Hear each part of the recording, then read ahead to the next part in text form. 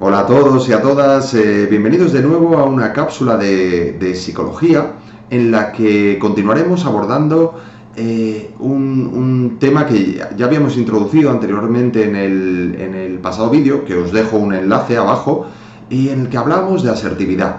Recordamos que la asertividad no es más que la habilidad social para comunicar nuestros deseos, pensamientos y la capacidad de decir no.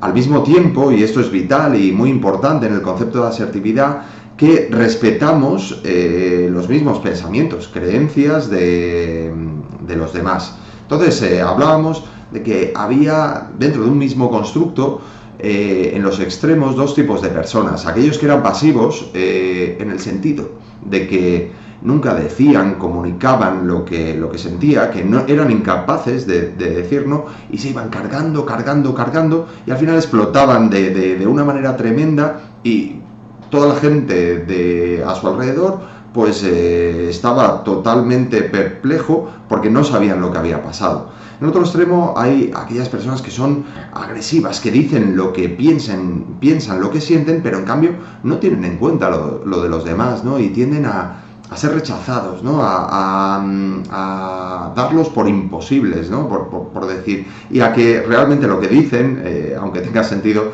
pues no se tiene en cuenta. En el punto medio está la asertividad.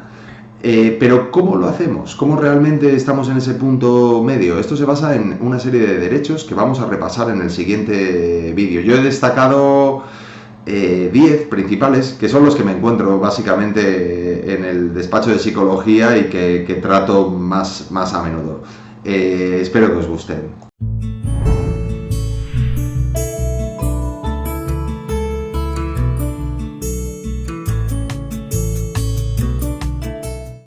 Bueno, dos cosas antes de empezar. Una es que los derechos no los he programado en orden de importancia, los he programado al revés. O sea, el derecho más importante es el que vendrá el último.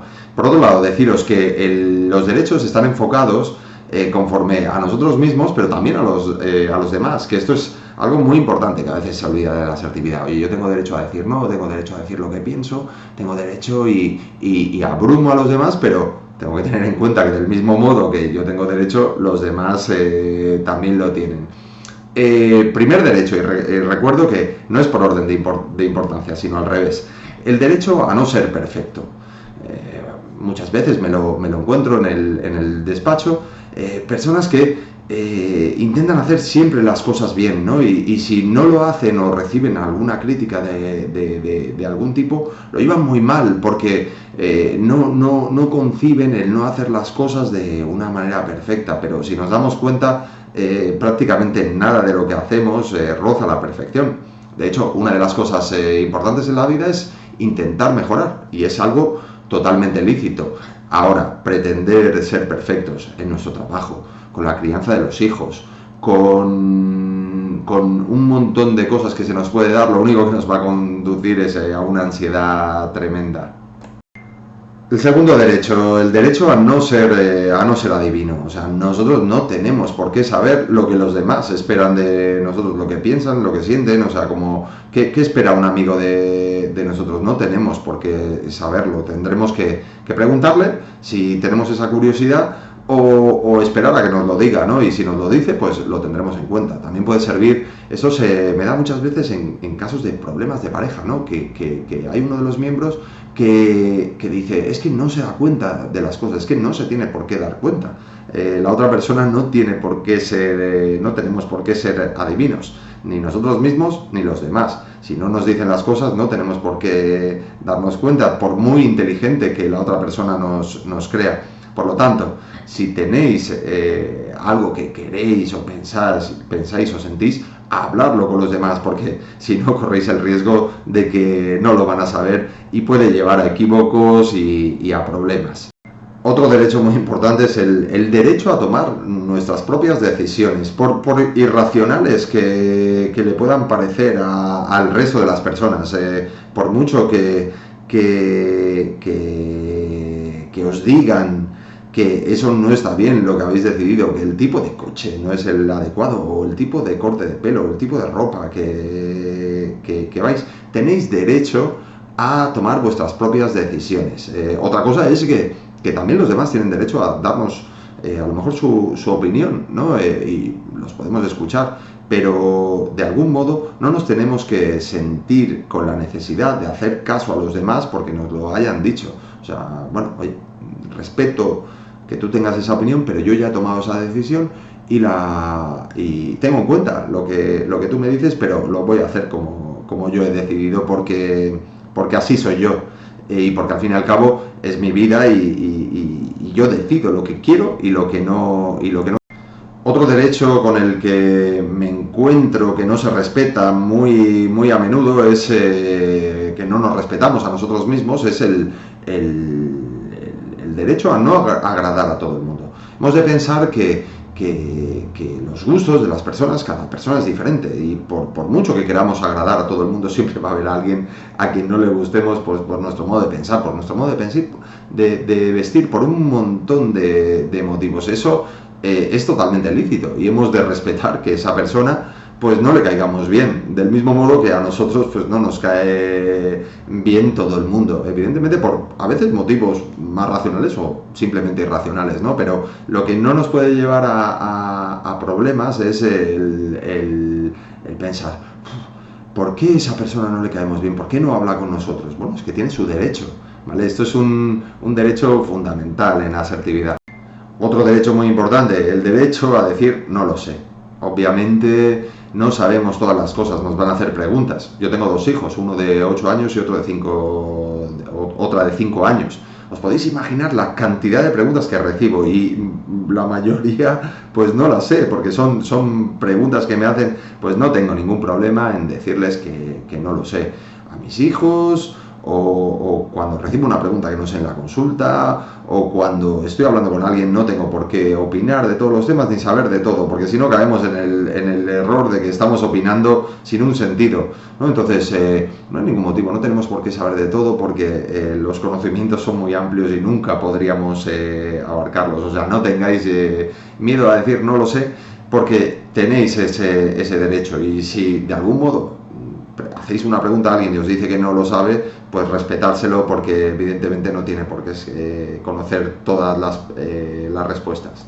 Otro derecho fundamental, el derecho a equivocarse, el derecho a cometer errores. Desde muy pequeños los niños nos muestran que cómo aprenden a caminar, pues cayéndose, cómo aprendemos un idioma, pues metiendo la pata 1000 veces y 1000 más y pensamos no sé, en un ejemplo de actualidad social, ¿no? Como es el fútbol, ¿no? El mejor jugador del mundo, Leo Messi, cuántos penaltis ha fallado y no pasa absolutamente nada, nos equivocamos todos y nos equivocamos con todo y cuando se comete un error hay que tenerlo en cuenta para la siguiente vez y seguir hacia adelante sin recriminarnos absolutamente nada, es que no pasa nada. Un derecho muy importante que nos lleva a muchos líos, el derecho a cambiar de opinión. Esto es algo totalmente lícito, o sea, nosotros estamos con unos amigos en una cena, estamos opinando de un tema porque estamos basándonos en algo que pensamos y cambiamos de opinión y luego decidimos otra, o sea, hemos decidido que vamos a pasar el verano en Galicia y luego nos vamos a Salamanca. ¿Vale? ¿Por qué? Porque hemos cambiado de opinión, porque primero preferíamos playa y luego preferimos interior. Y no pasa absolutamente nada, nuestras preferencias han cambiado, hemos cambiado como seres humanos. Si no, pensar en los sociólogos que se ocupan de la política y de cómo saben cómo fluctúa nuestra intención de voto, pues va mutando en función de una serie de factores. Nos tenemos que permitir el cambio y nos tenemos que permitir el cambiar de opinión y yo me encuentro muchas veces en situaciones en que dentro de la pareja pues hay una de las personas que opina de una manera o piensa de una manera y luego cambia de opinión y no le dejan cambiar porque ya has opinado de tal manera, ¿vale? Siempre es lícito el cambio, teniendo en cuenta también que es lícito el cambio de los demás. Otro derecho fundamental, el derecho a dar o no dar explicaciones. Si queremos hacer algo o no queremos hacer algo, no tenemos por qué dar explicaciones. O sea, pongo la típica situación, ¿no? Nos invitan a una cena y no tenemos ganas porque nos queremos quedar en casa. ¿vale? Y no te queremos dar esa explicación de que no queremos, oye, te invito a cenar. No, no puedo, simplemente. ¿Vale? No tenemos por qué dar más explicaciones, no tenemos que montarnos un lío de que tengo que ir con la familia o es que tengo que preparar un examen o tal, porque nos vamos a meter en un lío de mentiras con nosotros mismos que nos hacen sentir mal interiormente y nos hacen luego, bueno, trabajar una serie de mecanismos de defensa cognitiva pues tremendos, cuando es mucho más fácil decir no de entrada, pues porque no puedo, simplemente. Entonces no tenemos por qué dar explicaciones ante las cosas. Otro derecho muy importante, el derecho a hacernos responsables o no ante los problemas de los demás, porque hay un tipo de personas que parece que van acumulando responsabilidades, ¿no? Llegan a un trabajo y acaparan su trabajo, el de los demás, están preocupados por si la otra persona ha llegado para echarle una mano, luego llegan a casa y echan una mano también al otro y de su familia y al amigo, los llaman y van llenándose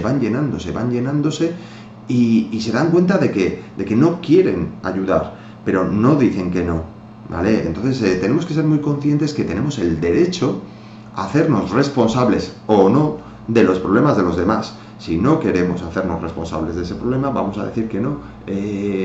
¿Por qué? Porque no podemos cargar con todo. Y esto es algo que todo el mundo va a entender perfectamente. Un derecho fundamental.